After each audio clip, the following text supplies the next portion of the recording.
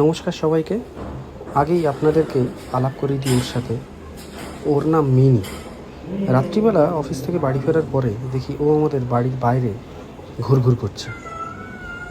হয়তো ঘরে ঢোকার জন্য চেষ্টা করছিল, কিন্তু ওর ঠিক জানা নেই যে আমাদের ঘরে একটা বাঘ আছে। আমি যখনই দরজাটা খুললাম, কলিং বেল বাজালাম, তখনই দেখি বাঘ বেরিয়েছে। এবং বাঘকে দেখে সে তো ভয়ে নিচে গিয়ে দাঁড়িয়ে দেখছে এবং হতবাক হয়ে তাকিয়ে আছে আমার দিকে।